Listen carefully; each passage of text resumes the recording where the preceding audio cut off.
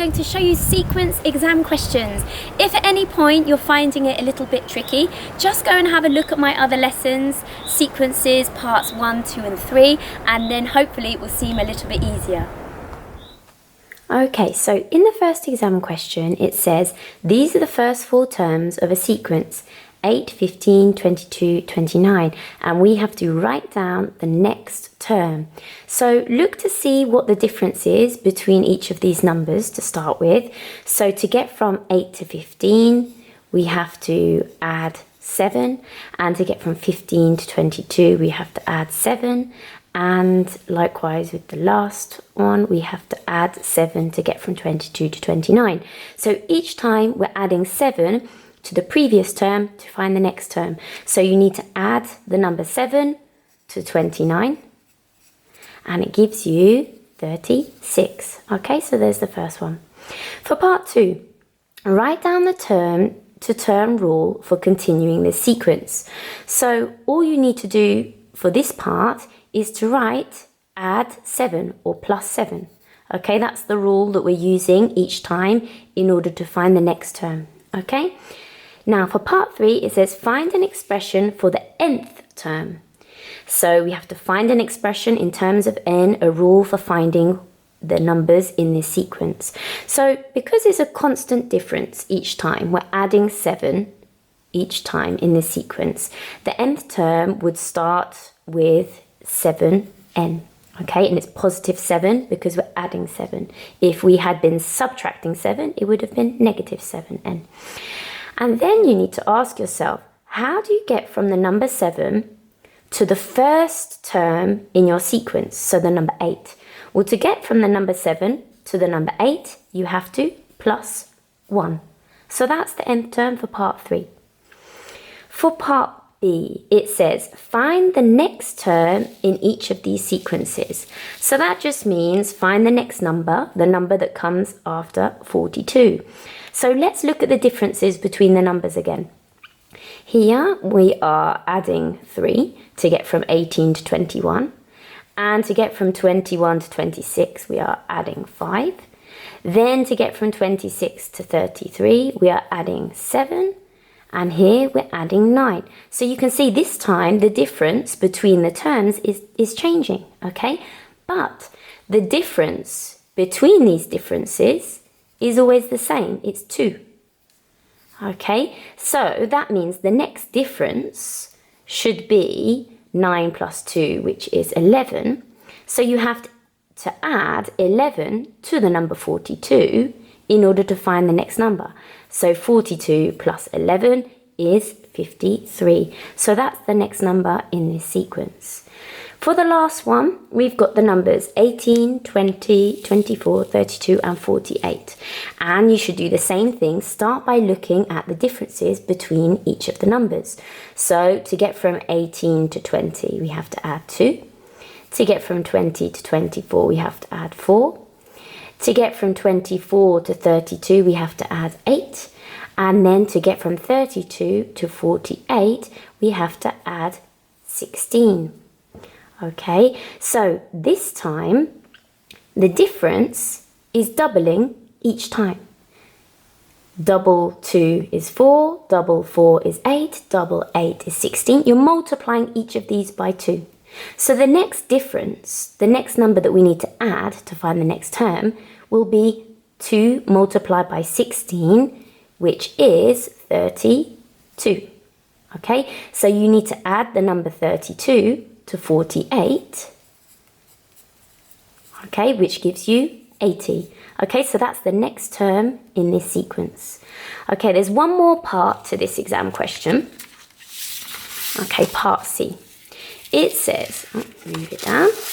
It says, find the first 3 terms of the sequence with nth term n squared plus 5n. So they've given us the nth term, they've given us the rule to find the numbers in this sequence. So to find the first term in this sequence, you have to make n equal to 1. So you just substitute the number 1 into the n here and also the n here. So instead of having n squared plus 5n, it would become 1 squared plus 5 times 1. Well, you can either put this in your calculator, or 1 squared, 1 times 1 is just 1, 5 times 1 is 5, so 1 plus 5 is 6. So that's the first number in the sequence. For the second number in the sequence, you have to put n equal to 2, and then substitute this number into here and here in the expression. So instead of n squared, we've got 2 squared, and it's plus 5 multiplied by 2 this time. So again, you can either just put it in the calculator, or 2 squared, 2 times 2 is 4, 5 times 2 is 10, so 4 plus 10 is 14. So that's the second term. And you've probably guessed what you need to do for the third term. This time you have to put n equal to 3, and so it would become 3 squared plus 5 multiplied by 3. So 3 squared is 9, 5 times 3 is 15, 9 plus 15 is 24. Okay, so there's the third term in this sequence. Okay, so in this exam question it says a sequence of patterns is made using black counters and white counters. So here's pattern 1, pattern 2, pattern 3. We have to draw pattern 4. So I'm first just going to make sure I draw it in the right place. I can see each time these patterns are spaced by 4 squares. So if I just count along 4 squares, I'm going to start my next pattern here. And I can see the base each time it's increasing by 1 black counter. Here it's 3 counters along, here it's 4, 5, and so the next pattern will consist of 6 counters along the bottom. Okay, so make sure you color them in to show that they are the black counters. Okay, now if we look at the height, here the height is 2, then it's 3, then it's 4, so the next height should be 5. Okay, and likewise, make sure you color these ones in to show that they're black counters. Then you can do the white counters. So if we look along at the bottom ones first, so here there's 1, then there are 2, then there are 3. So here you need to draw in 4. Okay, and then the base is the same as the height. Can you see here it's a 2 by 2, 3 by 3. So here it should be a 4 by 4.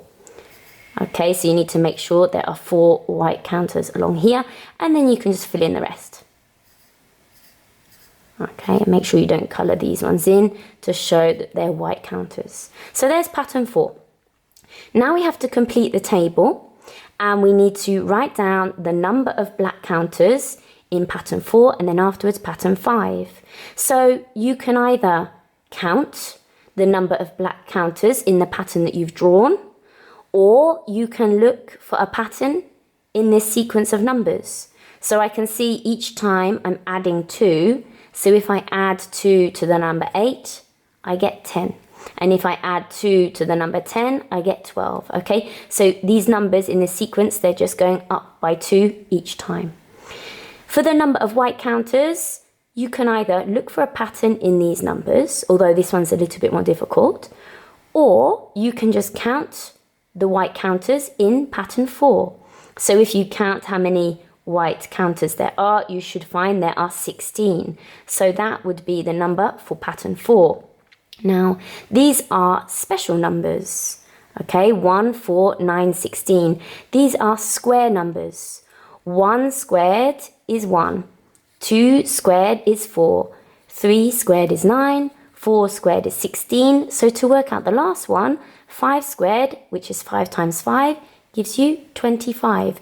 And these are really important numbers that you should memorize. Okay, you should really learn to recognize these ones so that when you see 1, 4, 9, 16, you know they are square numbers. Okay, so next we have to write an expression in terms of n for the number of black counters in pattern n.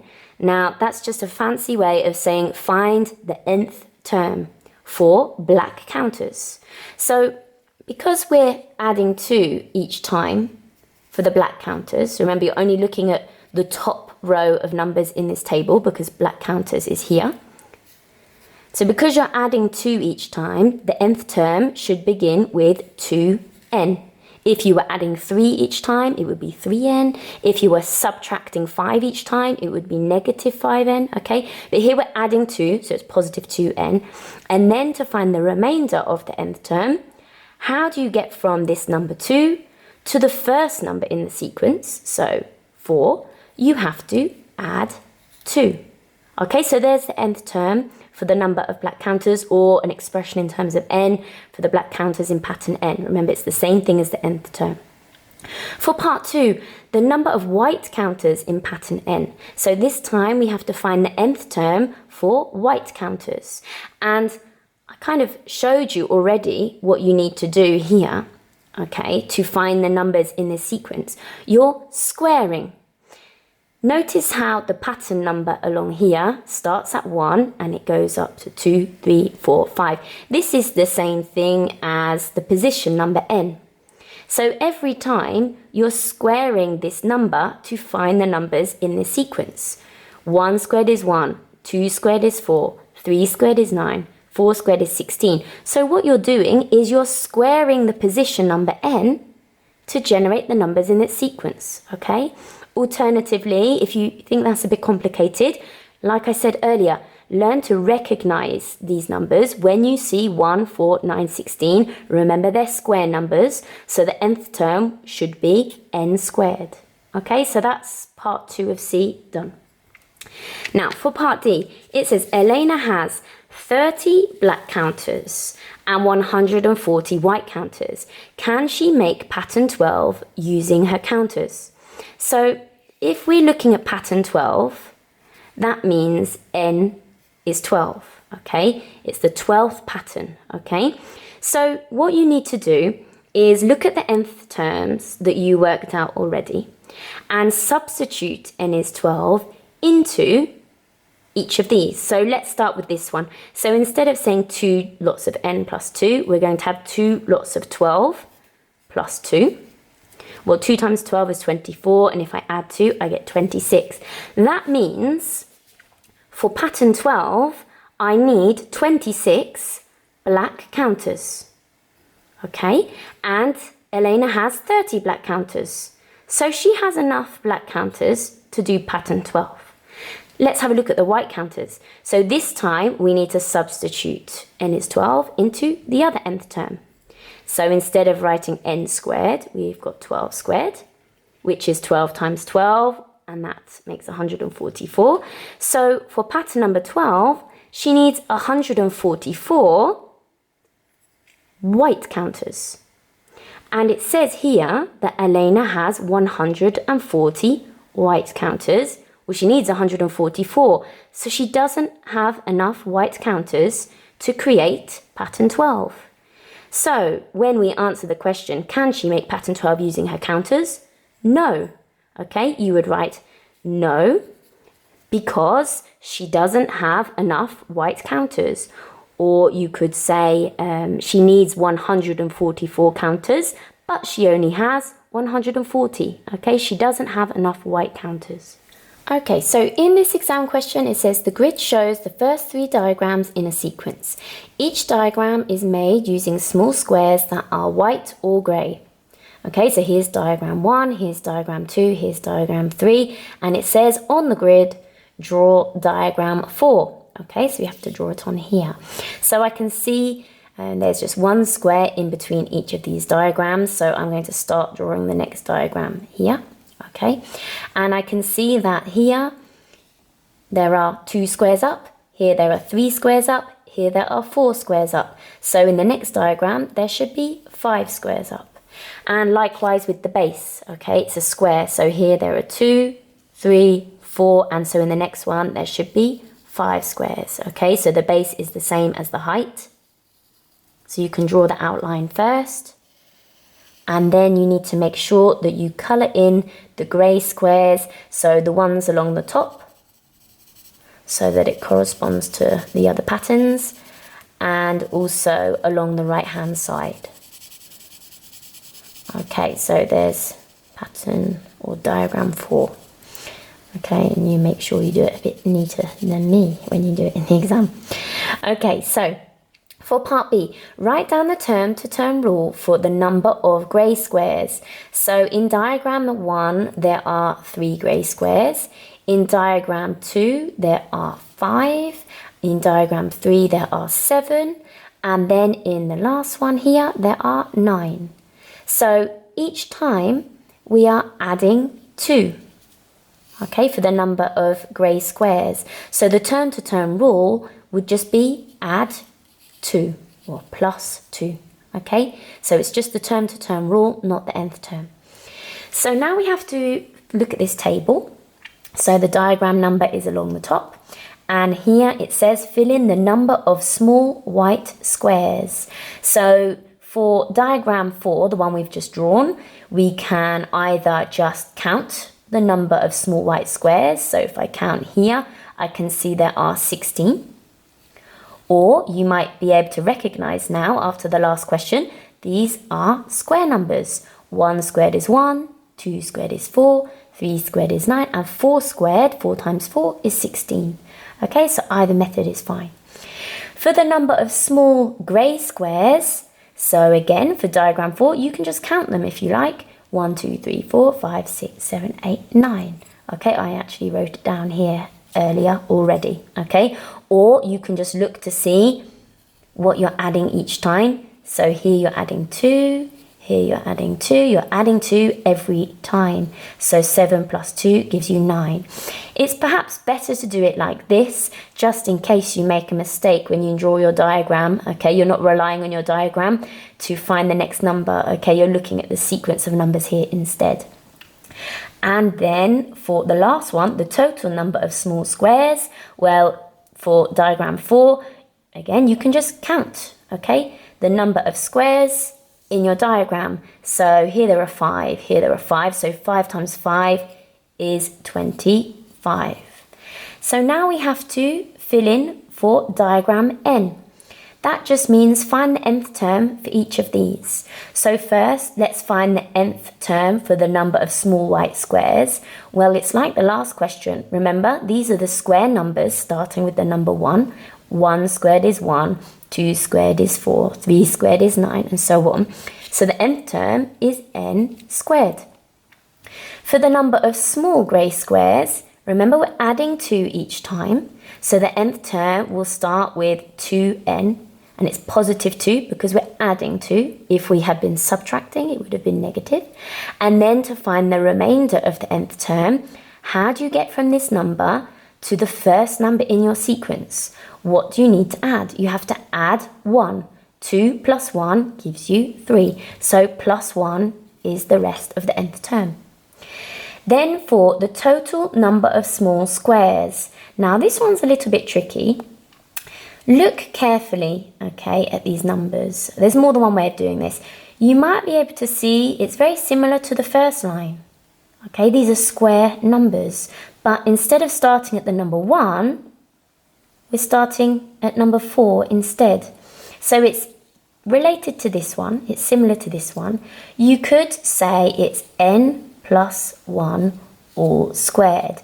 Now, the reason it could be this is because n is the position number. Okay, remember n is written along the top. These are the n numbers. And so to get to the first number in your sequence, you have to add 1 to this number. So 1 plus 1 is 2. And then square it, because 2 squared is 4. If you add 1 to this one, 2 plus 1 is 3. And if you square it, 3 squared gives you 9. Okay, so because the numbers, if you like, they've shifted, you're starting 1 later, it's n plus 1 all squared. Now, there's another way you could do this, if you didn't like what I just explained. Can you see, if you look at these rows in the table, when you add these two numbers together, it gives you the final row. 1 plus 3 is 4. Same here, 4 plus 5 is 9. 9 plus 7 is 16. So you're adding the small white squares and the small grey squares together in order to find the total number of small squares. So you can do the same for the nth term. You can add n squared, so this nth term, to the other nth term, 2n plus 1. And this is actually identical to this It's just rewritten in a different way. If you like, this is written when the brackets have been expanded, m plus 1 multiplied by m plus 1. When you simplify it, gives you this, okay? So you would get full marks if you wrote this down, if you wrote this down, or if you wrote this down, okay? So you have a choice there. Now, let's look at the next part of this exam question. Okay, so it says, work out the number of small white squares in diagram 18. So remember, small white squares, well, the nth term was n squared. Okay, and we're looking at small white squares here. So if the nth term is n squared, and we're looking at diagram 18, you have to change n to 18 and substitute that into the nth term.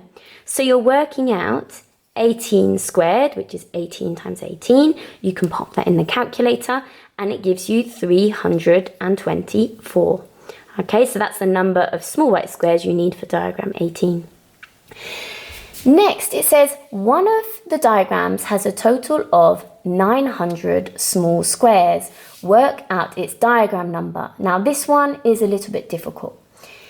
It says the total of small squares. Well, the total of small squares is the last row in this table, so this nth term here. Now, if you had written it in this way, it would be much easier to solve. But if you wrote it in this way, it's not so easy. So I'm going to show you more than one way of how to answer this question. Let's pretend you wrote it like this. n plus 1 all squared. Okay, so that's the nth term for the number of small squares. Here it says the diagram has a total of 900 small squares. So this is equal to 900. So now we have an equation that we need to solve to find n, because n is the same as the diagram number. So if you're solving this equation, what you need to do first is square root both sides of the equation. Okay, because when you square root a squared, this will cancel. And when you square root 900, you get, well, you can get a positive or a negative answer. It would be positive or negative 30. But because we're talking about diagram numbers, we have to take the positive version. So in this question, it would just be positive 30. And then to finish solving this equation, you have to subtract 1 on both sides. So it becomes n equals 29. So it means in diagram 29, there are a total of 900 small squares. If you had written the nth term as n squared plus 2n plus 1 instead, and again, you need to put this equal to 900, like in the first method, this can be quite difficult to solve if you're doing core maths. If you're doing extended, then you should know how to solve quadratic equations, but in core, you don't usually have to do this. So what you can do is use a method called trial and error. Okay, it means sensible guessing in order to find the value of n. So you would choose a value of n. So for example, I'm going to pretend n is 20, and you substitute it into your nth term. Okay, so I'm substituting n is 20 into here and into here, and I want to see if it gives me 900. Well, it gives me 441, so it's way too small. So I'm going to make that number 20 a bit bigger. I'm going to try n is equal to 30. Instead, I want to look at diagram 30. How many small squares would I use? This time it's 961, so I'm getting closer. It's a bit bigger than 900. So let's just try a little bit smaller this time. Let's try 29.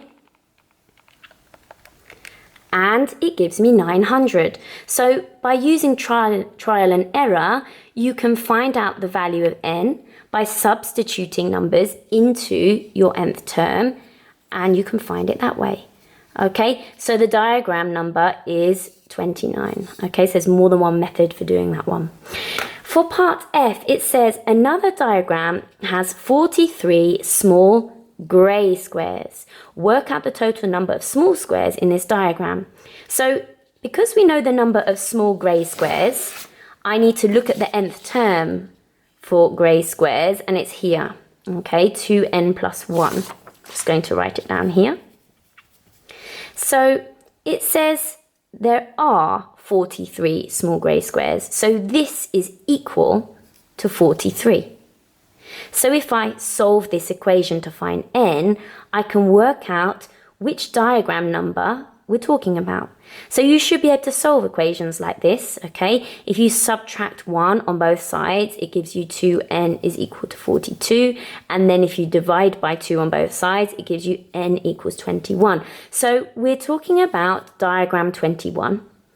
And it says work out the total number of small squares in its diagram. Remember, to work out the total number of small squares, you have to do this. Remember, there's more than one way of writing this nth term, so it depends which one you use. Imagine you use this one, where you just substitute your n number, which is 21, into here and here, and then you calculate, or in here, whichever one you used. So let's pretend we used this one. I'm changing n to 21 because it's the 21st diagram. And that is how we work out the total number of small squares. So you can just pop that into your calculator. Okay, remember to change both values of n to 21. And it gives you 484. Okay, so there's the last one.